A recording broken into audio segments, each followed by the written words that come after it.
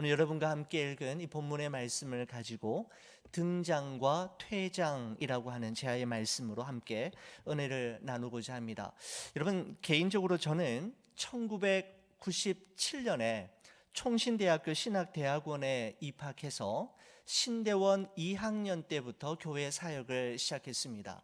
전도사로, 강도사로, 부목사로 사역을 하다가 2014년 11월부터 담임 목회를 시작하면서 지금까지 꽤 많은 성도님들을 만난 것 같고 꽤 많은 목회자들과의 만남과 헤어짐의 시간이 있었던 것 같습니다. 그러면서 제 나름대로 저의 목회의 원칙이자 제 나름대로 중요한 기도 제목을 한 가지 가지게 되었는데 이와 같은 것입니다. 떠남이 후회 없도록 잘 머물고 머물미 추하지 않도록 잘 떠날 수 있기를 이라고 하는 기도 제목을 가지고 있고 저희 목회의 하나의 원칙으로 삼고 있습니다. 다시 한번 말씀드려 볼게요. 떠남이 후회 없도록 잘 머물고 머물미 추하지 않도록 잘 떠날 수 있기를 위해 저는 기도하고 있습니다. 여러분, 머물과 떠남, 시작과 마지막, 등장과 퇴장, 그 어느 것 하나 사람의 뜻대로 사람이 원하는 대로 되는 것은 아니지만 머물러야 할 때와 떠나야 할 때가 있고 등장해야 할 때가 있는가 하면 반드시 퇴장할 때가 있는데 그 때를 정확하게 분별하고 지혜롭게 처신할 뿐만 아니라 그때가 오기까지 최선을 다해 매 순간 열심히 살아가는 것은 하나님 앞에 살아가는 그리스도인의 옳은 모습이라 저는 그렇게 생각하고 있습니다. 머문 자리와 떠난 자리가 아름다운 사람, 마지막 퇴장이 아름다운 사람은 많은 이들에게 감동과 교훈을 주며 사람들의 가슴 속에 오래오래 간직되는 법이지요. 오늘 여러분과 함께 읽은 사무엘상 12장 말씀 속에서 우리는 역사의 무대 위에서 아름다운 퇴장을 준비하고 있는 한 선지자 사무엘의 모습을 찾아볼 수가 있습니다. 사무엘상 11장은 14절 15절에 이런 말씀으로 마무리가 되었지요. 사무엘이 백성에게 이르되 오라 우리가 길갈로 가서 나라를 새롭게 하자.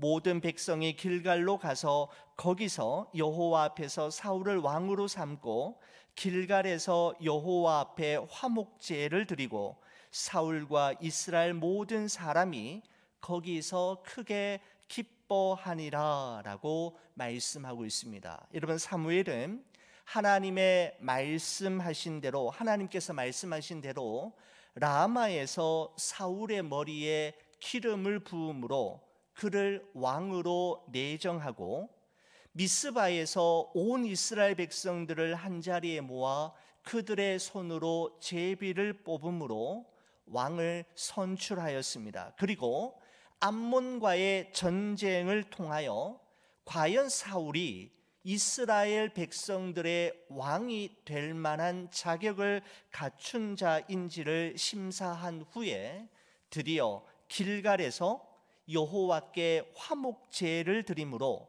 사울 왕을 중심으로 하는 새로운 나라 이스라엘이 시작되었음을 공식적으로 선포하였던 것입니다. 자, 보십시오. 사울 왕의 등장은 사무엘 선지자의 퇴장을 의미하는 것임을 깨달았던 사무엘은 어느 날 여러분과 함께 읽은 사무엘상 12장의 말씀을 통해 그의 생애 마지막 고별 연설을 하는 것을 볼 수가 있습니다. 그의 마지막 연설은 1절과 2절에 이와 같은 말씀으로 시작이 됩니다. 사무엘이 온 이스라엘에게 이르되 보라 너희가 내게 한 말을 내가 다 듣고 너희 위에 왕을 세웠더니 이제 왕이 너희 앞에 출입하느니라. 보라 나는 늙어 머리가 휘어졌고 내 아들들도 너희와 함께 있느니라. 내가 어려서부터 오늘까지 너희 앞에 출입하였거니와 라는 말로 시작이 됩니다. 여러분, 사무엘은 자신이 이제 자리에서 물러나는 이유를 이스라엘의 첫 번째 왕을 세우는 자신의 사명을 완수했기 때문이다라고 말하고 있는 것입니다. 여러분, 사무엘은 어머니 한나의 눈물의 기도로 이 세상에 태어나 젖을 이후부터 어머니와 헤어져 엘리 제사장의 슬하에서 하나님의 종으로 준비되었습니다. 엘리 제사장의 뒤를 이어서 이스라엘의 영적인 지도자로 역사의 무대 위에 올라선 사무엘은 가장 먼저 미스바 영적 대각성 집회를 통해 하나님을 떠난 이스라엘 백성들을 에베네셀의 하나님께로 회개하고 돌아오게 하는 일에 쓰임 받았을 뿐만 아니라 이스라엘의 첫 번째 왕인 사울을 왕으로 세우는 역사적인 과업을 이루는데 쓰임받은 선지자이었습니다. 그리고 하나님의 때가 되어 하나님이 내려오라 하실 때 사무엘은 조금도 주저하지 않고 그 자리에서 내려왔고, 하나님께서 이제 퇴장하라 하실 때 사무엘은 그 자리에 연연하지 않고 미련 없이 퇴장하기로 결단하는 이 모습이 참 우리의 시선을 주목하게 만드는 것 같습니다. 말씀을 준비하면서 사도 바울이 그의 생애 마지막에 남겼던 고백이 다시금 생각이 났습니다. 디모데후서 4장 7절 8절의 말씀에 보면 나는 선한 싸움을 싸우고 나의 달려갈 길을 마치고 믿음을 지켰으니 이제 후로는 나를 위하여 의의 면류관이 예비되었으므로 주 곧 의로우신 재판장이 그날에 내게 주실 것이며 내게만 아니라 주의 나타나심을 사모하는 모든 자에게 도니라 라고 말씀하고 있습니다. 사도 바울은 나는 선한 싸움을 싸웠다, 나는 나의 달려갈 길을 마쳤다, 그리고 나는 나의 믿음을 끝까지 지켰다라고 고백했던 것입니다. 여러분, 이런 고백이 여러분과 저의 생의 마지막 순간 어떤 자리에서 내려오게 될 때, 퇴장하게 될 때, 떠나게 될 때 여러분과 저의 고백이 되기를 간절히 축원을 드립니다. 여러분, 그렇습니다. 사무엘은 이제 곧 떠날 사람처럼 후회 없이 자신의 생명을 다해 하나님께서 맡겨주신 사명을 감당했고, 또한 그는 영원히 있을 사람처럼 최선을 다해 하나님이 보내신 그곳에서 하나님이 맡기신 그 일을 충실하게 감당해내었던 사람이었습니다. 제가 앞서 말씀드린 대로 사무엘이야말로 떠남이 후회 없도록 잘 머물미 추하지 않도록 퇴장해야 할 때 퇴장했던 사람이었습니다. 맞습니다. 시작도 중요하고요, 그 과정도 중요하지만 마지막까지 아름다운 사람은 참 찾아보기 힘들기에 마지막이 아름다운 사람은 많은 이들에게, 그리고 이 세상에 감동과 교훈을 주기 마련입니다. 사랑하는 우리 교우 여러분, 우리들도 우리 생애의 마지막 순간을 호련히 맞이하게 될 것입니다. 여러분, 어떻게 마무리하시겠습니까? 어떻게 퇴장하며, 어떻게 물러나며, 어떻게 물려주시겠습니까? 여러분, 여기까지가 하나님께서 내게 맡겨주신 사명임을 밝힌 후에 사무엘은 자신이 꼭 검증받기를 원했던 5가지 질문을 백성들 앞에 내어놓는 것을 보게 되는데요, 오늘 본문의 3절의 말씀을 한번 보시겠습니다. 이렇게 이야기합니다. 내가 여기 있나니 여호와 앞과 그의 기름 부음을 받은 자 앞에서 내게 대하여 증언하라. 내가 누구의 소를 빼앗았느냐? 누구의 나귀를 빼앗았느냐? 누구를 속였느냐? 누구를 압제하였느냐? 내 눈을 흐리게 하는 뇌물을 누구의 손에서 받았느냐? 그리하였으면 내가 그것을 너희에게 갚으리라 하니라고 말씀하고 있습니다. 사무엘은 자신이 가지고 있는 그 힘과 자리를 이용해서 내가 소를 빼앗은 적이 있느냐? 너희의 나귀를 빼앗은 적이 있느냐? 누구를 속인 적이 있느냐? 압제한 적이 있느냐? 뇌물을 받고 그릇되게 판단한 적이 있느냐? 백성들에게 질문하고 있는 것이죠. 그러자 백성들의 대답이 4절에 나옵니다. 이렇습니다. 그들이 이르되 당신이 우리를 속이지 아니하였고 압제하지 아니하였고 누구의 손에서든지 아무것도 빼앗은 것이 없나이다. 이렇게 이야기합니다. 그러자 사무엘이 5절에 이렇게 이야기하죠. 사무엘이 백성에게 이르되 너희가 내 손에서 아무것도 찾아낸 것이 없음을 여호와께서 너희에게 대하여 증언하시며 그의 기름 부음 받은 자도 오늘 증언하느니라 하니 그들이 이르되 그가 증언하시나이다 하니라라고 말씀하고 있습니다. 무슨 말입니까? 사무엘은 하나님과 사람이 인정하는 신실한 하나님의 사람이었음을 보게 되는 것이죠. 하나님께도 인정을 받고 온 백성들에게도 인정받는 하나님의 사람이었습니다.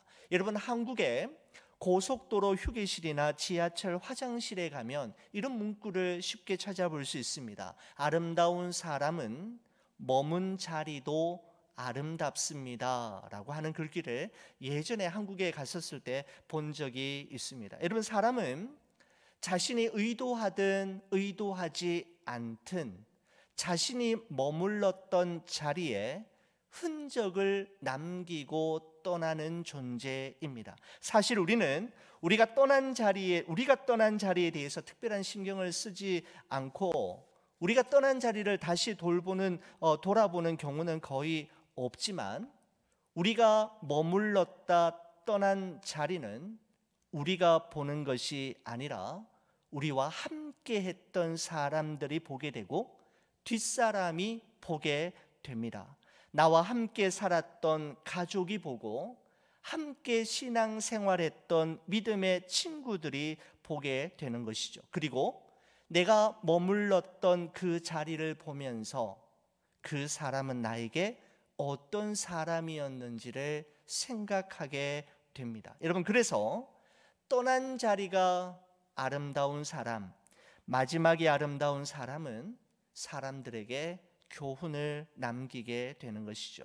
젊은 시절에는 간호사로 열심히 일하시다가 노년에는 호스피스 사역을 하시던 한 노 권사님이 저에게 하신 말씀이 전 아직도 기억에 납니다. 이러셨어요. 목사님, 한 사람의 마지막이 아름다우려면 평범한 일상이 아름다워야 합니다 라는 말씀이 저는 이 말씀을 준비하면서 또다시 생각이 났습니다. 한 사람의 마지막이 아름다우려면 평범한 일상이 아름다웠어야 한다라는 것이죠. 어느 날 갑자기 그렇게 되는 것은 아니라는 말씀입니다. 마지막이 아름다우려면 매일 매 순간이 하나님을 의식하고 하나님과 사람 앞에 아름답게 살아야 가능함을 그분은 저에게 말씀해 주셨던 것입니다. 솔로몬은 잠언 3장 3절과 4절에 이렇게 고백합니다. 인자와 진리가 내게서 떠나지 말게 하고 그것을 내 목에 매며 내 마음판에 새기라. 그리하면 네가 하나님과 사람 앞에 은총과 귀중히 여김을 받으리라 라고 말씀하고 있습니다. 사랑하는 우리 교우 여러분, 인자와 진리가 여러분과 저의 삶의 매 순간 떠나지 않고 항상 머물게 하므로 여러분과 저의 남은 여생이 하나님이 보시기에 또한 사람이 보기에 은총과 귀중히 여김을 받는 존귀한 삶의 주인공이 되시기를 주의 이름으로 간절히 축원을 드립니다. 여러분, 이어서 기록되는 6절에서 25절 마지막까지의 말씀은요, 사무엘이 과거부터 지금까지 이스라엘의 역사를 회고하는 내용인데, 이 20절 안에 독특한 점을 발견할 수가 있는데, 이 20절 안에 여호와 또는 하나님 여호와라고 하는 표현이 몇 번 등장하는가 하면 32번이나 등장하고 있습니다. 20절 안에 32번이나 여호와 또는 하나님 여호와라고 하는 단어가 반복되어 사용되고 있다라는 것이죠. 여러 가지 동사들이 사용되고 있지만 주어는 오직 하나이었음을 말씀하고 있습니다. 여러분, 사무엘이 마지막으로 무엇을 말하고 싶었던 걸까요? 사무엘이 말하려고 한 것은 분명합니다. 그것은 한 나라와 한 신앙 공동체와 한 성도의 인생 배후에는 하나님이 계시며 그 하나님께서 주도적으로 행하시는 일이 있음을 이스라엘 백성들에게 사무엘은 반드시 그의 마지막 연설에서 말해주고 싶었던 것입니다. 그냥 일어나는 일이 아니라 그 배후에 하나님이 함께하고 관여하고 계신다라는 것입니다. 다시 말씀드리면 하나님의 섭리와 경륜 밖에서 일어나는 일, 하나님의 허락하심 없이 발생하는 일, 하나님과 상관없이 하나님이 모르시는 사이에 일어날 일들은 하나도 없다라는 것을 이야기하는 것이죠. 자, 여러분, 그렇게 하면서 6절과 7절의 말씀을 여러분 한번 주목해 보시기 바랍니다. 이렇습니다. 사무엘이 백성에게 이르되 모세와 아론을 세우며 너희 조상들을 애굽 땅에서 인도하여 내신 이는 여호와이시니 그런즉 가만히 서 있으라. 여호와께서 너희와 너희 조상들에게 행하신 모든 공의로운 일에 대하여 내가 여호와 앞에서 너희와 담론하리라 라고 말씀하고 있습니다. 여러분, 사무엘이 6절에서 25절까지 장황하게 하나님이 행하신 일과 하나님이 행하실 일을 이야기하기 전에 먼저 결론을 내고 있는데, 중요한 표현이 나오는데 무엇인가 하면 그런즉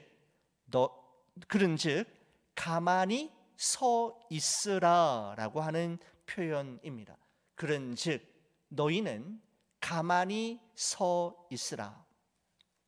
여러분, 사실 이 표현이 가장 먼저 사용된 때는 출애굽한 이스라엘 백성들이 앞에는 홍해, 뒤에는 질풍노도와 같은 기세로 이스라엘을 추격해오는 애굽 왕 바로의 정예 부대, 그리고 오른쪽과 왼쪽은 피하여도 숨을 곳이라고는 하나도 없는 허허벌판 광야에 놓여 있을 때이었습니다. 그때 모세가 두려움과 공포로 원망하며 불평을 쏟아내는 이스라엘 백성들 앞에 이렇게 이야기하지요. 출애굽기 14장의 말씀에 보면 이렇게 이야기합니다. 모세가 백성에게 이르되 너희는 두려워하지 말고 가만히 서서 여호와께서 오늘 너희를 위하여 행하시는 구원을 보라.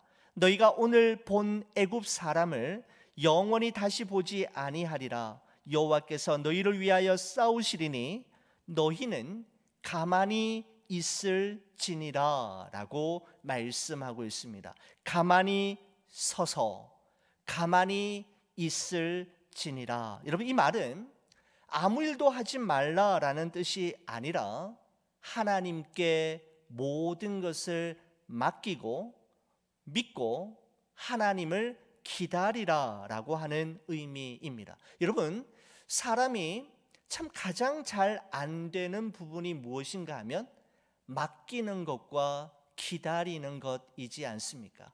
맡기는 것과 기다리는 것. 여러분, 사람은 내가 손수해야 안심이 되지 다른 누구에게 맡기는 것을 불안해하는 경향이 있습니다. 사람은 뭔가를 하고 있어야 하고 뭐든지 해야 마음이 놓이지 그냥 아무것도 하지 않고 그냥 있으면 불안하고 두려워하기 시작하는 것이죠. 여러분, 그러나 하나님께서는 뭔가 해야 될 것 같고 뭐든지 해야 할 것 같은 그 순간에 너희는 가만히 서서 있으라라고 말씀하고 있는 것입니다.